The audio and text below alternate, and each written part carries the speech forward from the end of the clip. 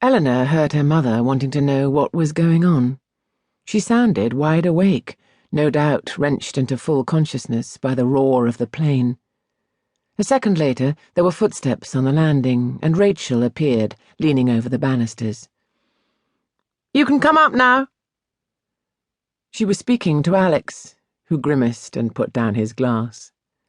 Elinor smiled, tried to look encouraging.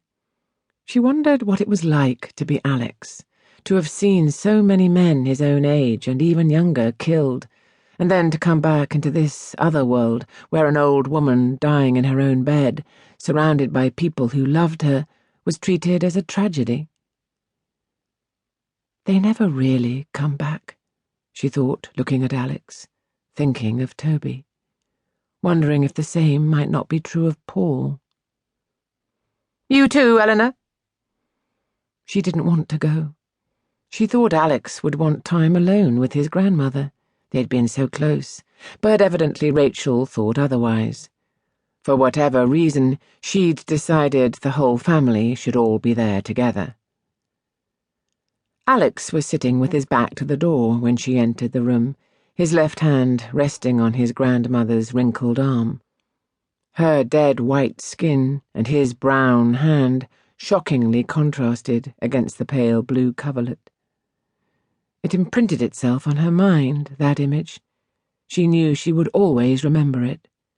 Mother was smiling, though she could only smile with one side of her face. The other was twisted into a permanent droop or sneer.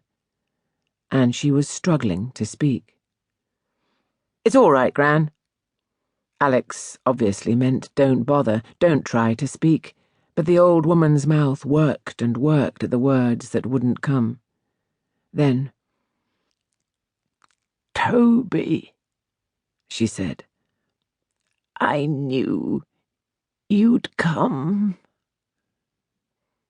Elinor saw Alex flinch. Rachel, who was standing on the other side of the bed, leant forward as if to protect her son. Too late for that, Elinor thought. You should have been doing that years ago. Shortly afterwards, Mother drifted off to sleep again. She seemed contented, happy even.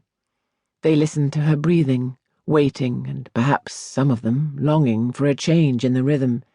But though the gaps between one breath and the next seemed sometimes impossibly long, her chest still rose and fell with the same remorseless regularity. This might go on for days. "I can't bear it," Elinor thought.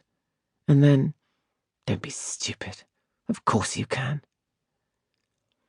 In the end, the prolonged silence became too revealing. "I'll get Nurse Wiggins," Elinor said. She didn't know what Nurse Wiggins could do, but she felt the family atmosphere needed diluting. She ran quickly upstairs and tapped on the door at the end of the corridor. Nurse Wiggins appeared, bleary-eyed from lack of sleep, all that fresh, jolly hardness gone. "Yes, of course I'll come." She stifled a yawn, then yawned again. Moist, pink, cat-like interior, huge tonsils. Beginning to relax slightly, Elinor went first to her own room to splash her face with tepid water. No water was really cold this summer.